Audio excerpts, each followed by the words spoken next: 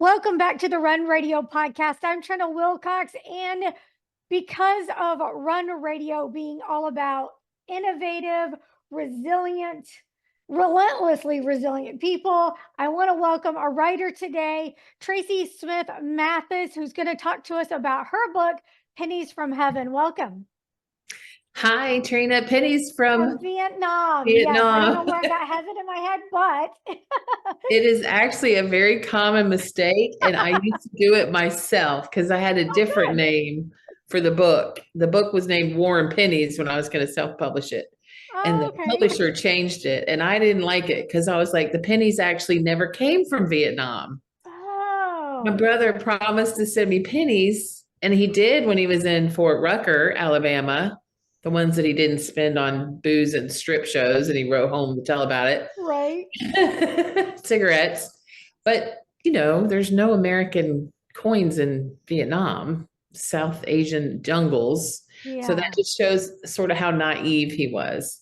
Oh And my goodness. they almost have taken on, um, just a lot of different meanings than just him sending, it was his promise to kind of come home safe. And to me, every penny's like a soldier. We can't, devalue them anymore. Well, let's step back to how this book even became a thought for you. And how long have you been writing, or were you even writing? Was it just more important to tell the story than to be a writer? Tell me the whole process. I've been a writer my whole life. I was a columnist, and I've just always enjoyed writing. But this was a very personal project. It was when my brother passed. It was 2000, and I was handed a box.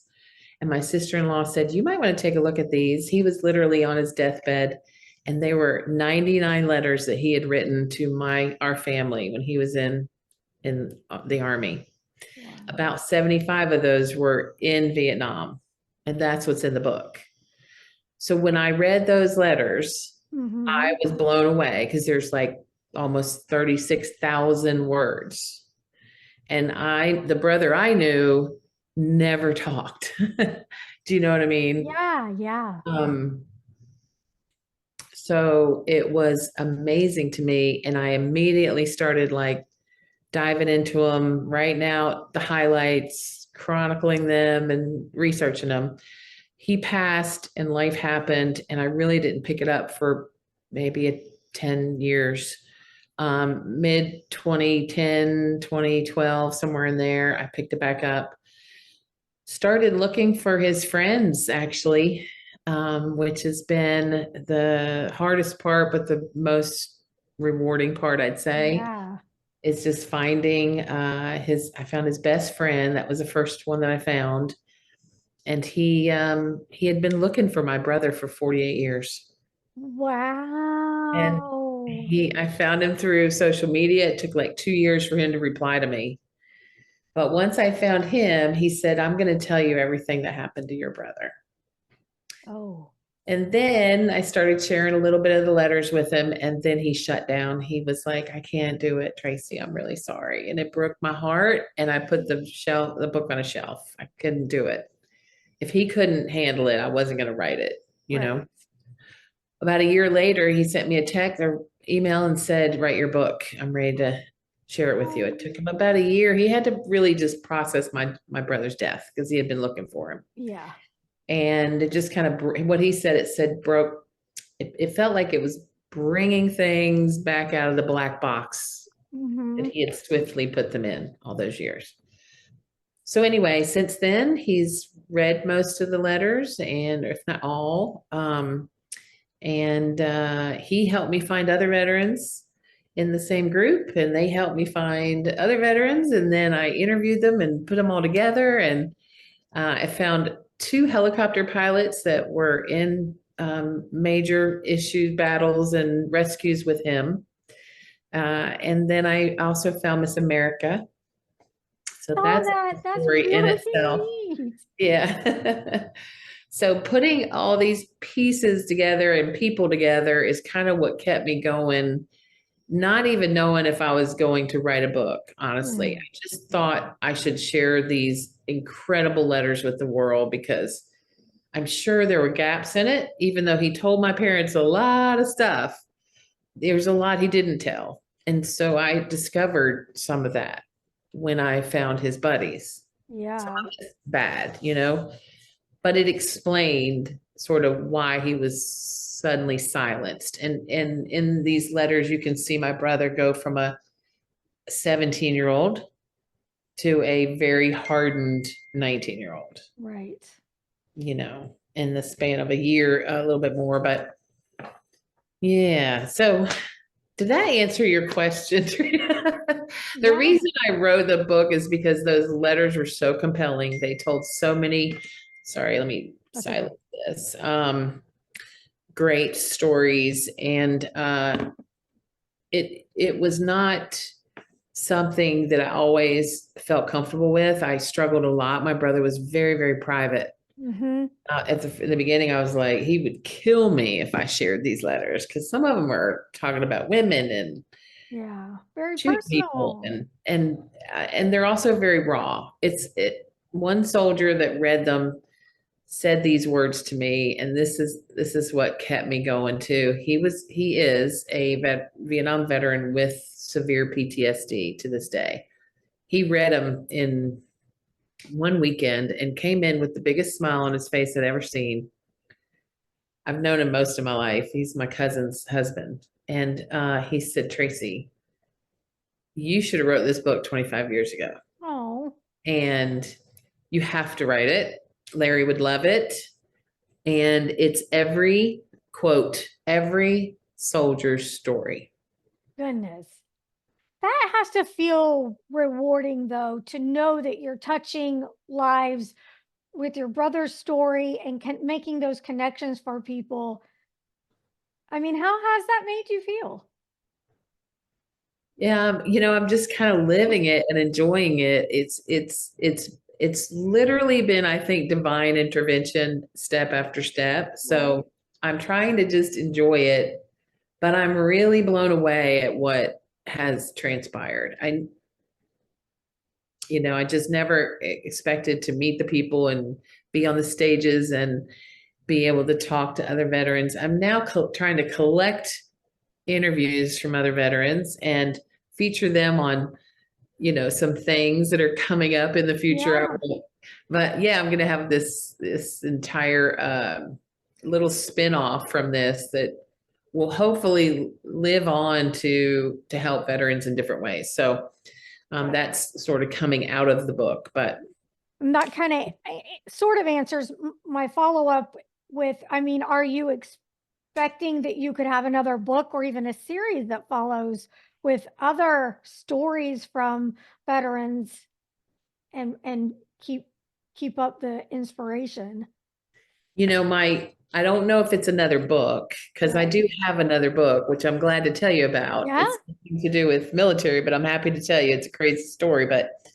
Uh, but what I would like to do is now a lot of people are doing this on a much bigger stage than me, but anywhere I go, if I'm able to connect with a veteran and get them to tell me their story on my little fancy recording studio Mhm. and my little lavalier mic, and just capture a story or two that maybe they haven't left with their family, or just to preserve as many stories as we can, because Yeah. especially from Vietnam vets, they are now, 75, 80 years old. And I think they're fine. Trina, you know how they are. They don't like to talk about stuff Mm. Hmm. except with each other. Yeah. We don't get it, right? Yeah. We're Right. civilians. Right.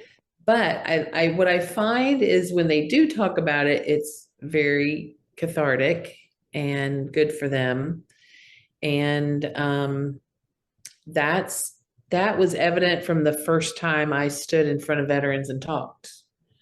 And that is what keeps me going, because if anybody had reacted like his friend did and said, "Get away from me, I don't want to talk about that stuff," I would have stopped it. Right? I wouldn't have Hmm. wrote the book. But the very first time my brother killed somebody, he wrote home about it, and he was like really positive about it. He was like, I thought it was going to be horrible to kill somebody, but I really enjoyed it. Yeah. Every soldier's story. He was a boy, he was in a helicopter in the back seat, so he was a long way away from his victims. It was not it I kind of put it in my mind like it was a video game, almost. I mean, a very live. But he was, he probably saw them fall, but he wasn't at that point, face to face with the enemy, which made a difference. But talking about the first time you killed apparently triggered something in the vets that I spoke to on that very first time. And the guy that was in charge of the event got up afterwards and he said, I am a Christian pastor and I never really talked about this, but Tracy, I felt the same way. Oh, goodness. And I'm not proud of that. Yeah. But that's how they felt in the moment, and whatever they felt, they're valid feelings because we haven't been in that situation, and it's kill or be killed. So, there's just not an option. But I think when he said that to me, and I have it on, I was videotaping him on my phone. It was after I spoke. He said, everyone in this room has a feeling about the first time that happened. Whatever that feeling is, we all went through it and we should talk about it because it's nothing to be ashamed of. Yeah. It's what you have to do in your service. So getting that kind of validation from the first time I spoke was the first divine intervention, I will say. And then just thing happened after I kept finding people and looking for people. And about halfway through everything, I was like, he talked about Miss America one time. Wonder if I should look her up. Google. Yeah. Poof, there she is. She's alive and well and still beautiful. She's living in Oklahoma and she has read, endorsed the book, and she's given me some really private, beautiful words to put in it. So the very day that my brother got to fly his first helicopter, he was the guy in the back, he won the flight. He showed off for Miss America and he pushed the button to let all the 48 rockets shoot into the side of a mountain. That was just to show off for her, to let her know that she was safe and protected by the 1st Cavalry. Well, he never met her. He just wrote about it in his letters. And then 2 days later, wrote about her again. But the same day that happened, she wrote about him or that incident in her diary. Oh, neat. So they had never met? They had never met. I just found Miss America. She found her diary. She read it to me. It had the same date. Oh, neat. Today, they shot rockets in the side of a mountain. Oh, neat. Okay. Yeah. Were you and your brother really close? I mean, it sounds like he only shared personal experiences with you. No, we were very close. But he was 14 years older than me. Oh, okay. There's 2 kids in the middle. I was much younger. I was a little girl so he, I was just the baby of the family. So during the letters, you'll see he spoils me and tells me all these sweet sentiments, to be good and stuff like that. My sisters were teenagers, so they weren't good. Like me. Honoring. Yeah. But we were very, very close, all of our life, even then. However, he didn't tell me these stories. He didn't tell hardly anybody this story. Oh, okay. I know very little from him. I pieced them together between him, telling me a tiny bit, his wife, and the buddies that I found from his war. There was a lot of stories I never had heard. And then mostly his letters. His letters were they were like a reporter every 3 days coming to our house from the front lines. Yeah. And this man was very active in the war. He was a crew chief, which meant every single time his helicopter went up, Uh-huh. He went up with it. Okay. And while he was up there, he was a door gunner. So he hung out the side with a machine gun, Yeah. shooting people. Goodness. Yeah, rocket pods underneath them that they shoot off.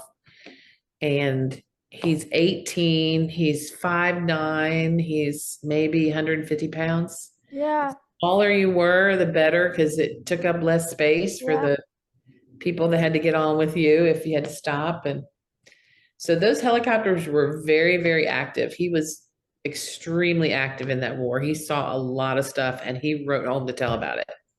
Did you ever get nervous in all of this that you got something out of context or maybe, mistold something? I've always, whenever I watch docuseries or something like that, I'm like, what if that was a mistake and the deceased never intended it to be that way? Or what if someone found my letters, God forbid, the things I write in different places that are just serious or not serious? It'd be a mess. Did that ever occur to you? Did you ever think, oh gosh, what if I had this out of order or wrong or It took me 12 years to, so yeah, like over and over and over. so you I probably had 30 solid, maybe 40, 50 edits of this book. oh goodness. Yeah. It was very hard to write. Yeah. It was very personal. And I thought that it was done in March of 2020. I had scheduled to be on a stage, a pretty big stage. And that was Veterans Day, Vietnam Veterans Day is March 29th. A lot of people don't even know that, but Vietnam has their own Veterans Oh, Day, okay. March 29th, 2020. Well, you know what happened in March 2020, about the middle of the month, everything Yeah. shut down.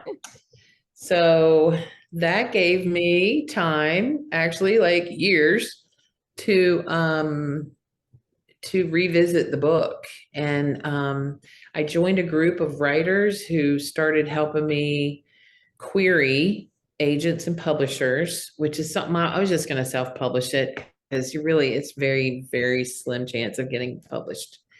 And I worked a long, long time to make a really good query letter. And Yeah. then, you have to send it out to this group says on average, 100 queries need to go out, not at one time. You have to filter these over weeks to get an agent. And then that agent has to get you a publisher. However, mine went a little differently because I had queried a bunch of agents. I was probably in the 50s. I was about halfway through my 100 Right. list. And I had gotten a couple people that said, yeah, send me some more pages. So that was encouraging. Anytime they even call you back, it's good because most of them ignore you. And then I found a writer's magazine that had the back of it, publishers that don't need agents. And that's actually where I got my publisher. Interesting. Yeah. And However, I went and got an agent, which is kind of a reversal thing. And I won't go into all of that. But typically you get an agent and they're like your cheerleader, like your real estate agent. They go help you find the right publisher. Mhm. And they have to really be a champion for you. I happen to find a publisher that does a lot of Vietnam memoirs. That's one of their footholds in the market. And they sell to a lot of libraries, which really appealed to me because globally, this will be a story that lives on. And that's really all I could ever ask because my brother's a hero in this, book a couple times, Yeah. Well, that's really fantastic. Tell me a little bit about your other book and what is the experience with it in getting it written and published? That's a great question. I wrote the other book about 20 years ago, probably in the 1990s somethings. Okay. And it is a story that is true about my adoption. Okay. And you'll see a tiny mention of that in my book with Larry, but obviously I didn't want to confuse the reader, and go into all that. That kind of came in and out of the book a few times, but it's not really in there. It's a really interesting story. And when I tell it to people, even the little bits and pieces that I might tell, they go, "You got to write a book." And they've said that my whole life. So it was not really an adoption. My parents told me I was adopted, but I wasn't. Okay. Who does that, right? Right. It was more of a family secret kid swap thing. Oh my goodness. Sort of. Yeah. Kinship adoption is what some people call it, but not it wasn't legal. They did it Okay. fraudulently. Okay. And then that was a secret I didn't know until I was 22. So I found one family when I was 22. Oh my goodness. And then I keep looking because there's a storm starting. I'm sorry. Oh, you're That was the family that I always knew I had, but I thought I was adopted, so I didn't think I was related to, and I am related to them. So that was kind of weird. yeah.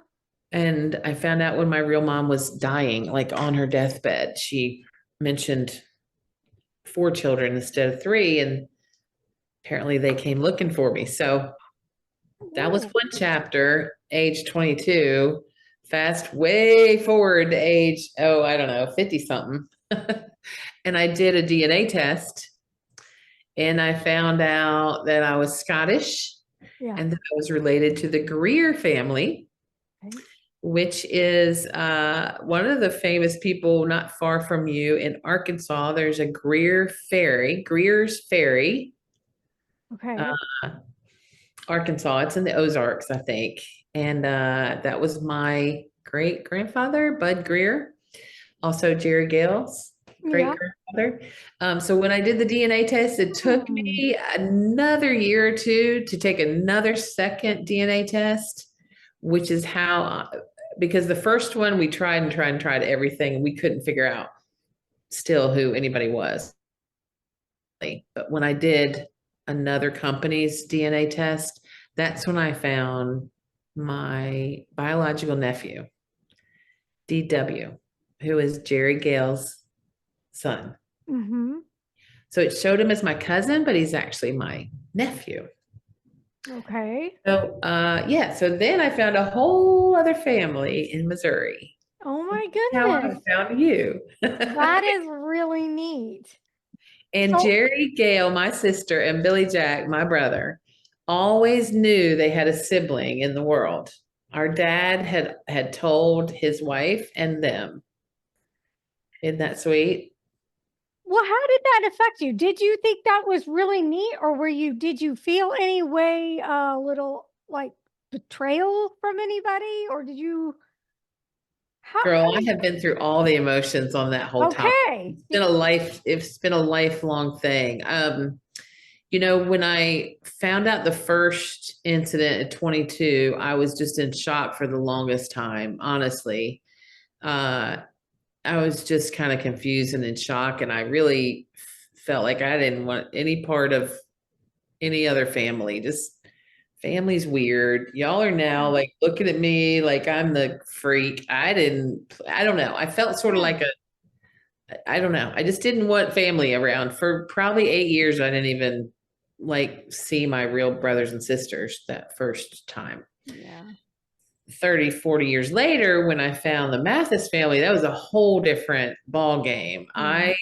Never I never had a strong desire to look for my real dad because I loved my dad, the dad Yeah. that I was given. And he was biologically related to me, just wasn't my father Yeah. but he died when I was younger. So I always have pined for him. And when I found my real dad and his family, I mean, they just welcomed me. They were expecting me.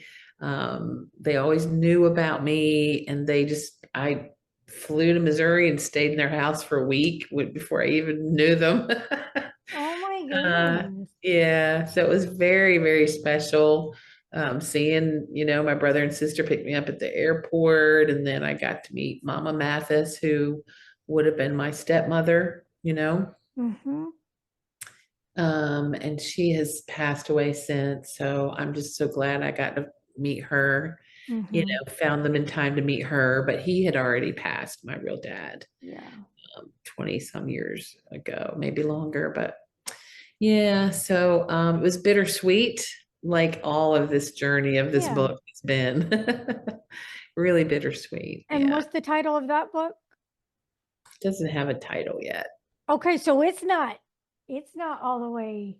Oh no, it's been sitting in a box, I Trina, see. for I 12 see. years. Okay, Yeah. so how are you going to go about publishing that one? Will you go through a traditional publisher for that too? Or Well, my current publisher is waiting to hear the story. They would love okay, to probably they do only nonfiction, so it would yeah, fit in their nonfiction. But yeah, I said to them, we had lunch when I published this book like a week ago. yeah.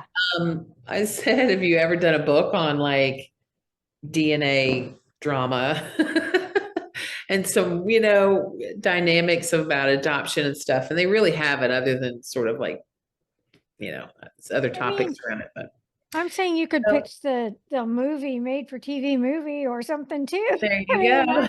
I don't know. I'd watch that.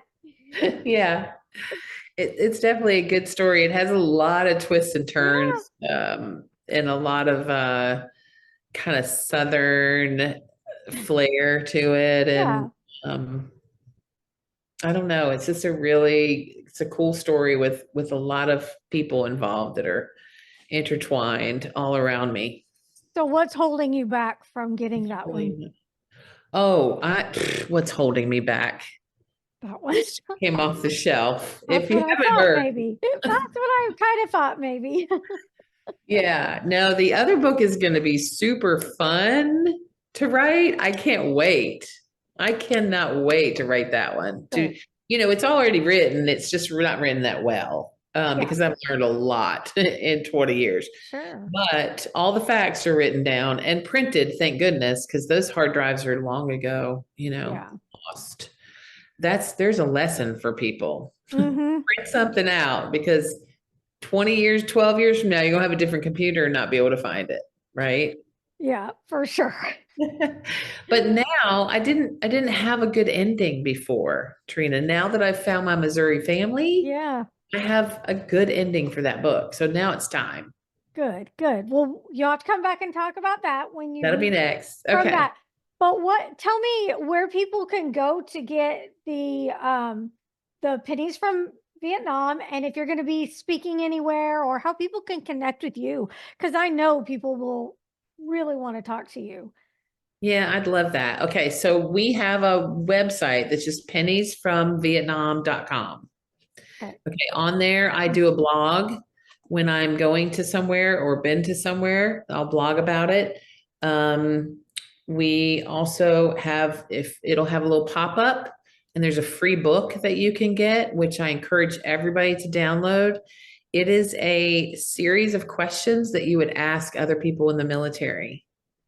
What did you wear? What did you eat? Who was Oh, your best yeah. friend? Did you have any pets? The things that you didn't, unrelated to wars sometimes. Um, it's called A Soldier Among Us, that book. When they go on my website, penniesfromvietnam.com, they will see a little pop up, and that'll give them that. Okay. And they put their email on that, then they're on my email list. Okay. And I also put my events coming up on a weekly, bi-weekly email, one or two a month, not a lot. I love it. Thank you for taking some time to share the story and share your story with everybody. That it's gonna really change people's lives. I appreciate it, and come back anytime. Thank you, Trina. Thank you for having me. It was so nice Uh-huh. to meet you. Nice to meet you. Be sure you follow along. You can connect to any of the platforms from runradio.net.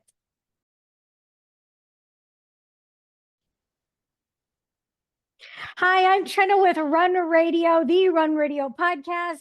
And we have just finished talking to author of Pennies from Vietnam, Tracy Smith Mathis. And you're going to be visiting my networking chapter, ING, Inspiring New Growth. When are you going to be there?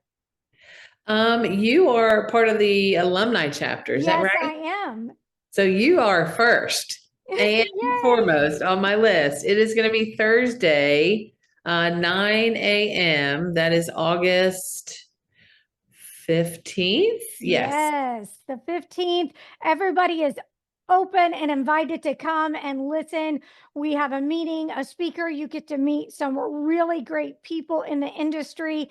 And there are also several chapters. You are not short of finding a chapter that fits with your schedule. So please head over to inspiringnewgrowth.com to find out more. Looking forward to seeing you, Tracy. I'm looking forward to seeing everybody and sharing my book with them.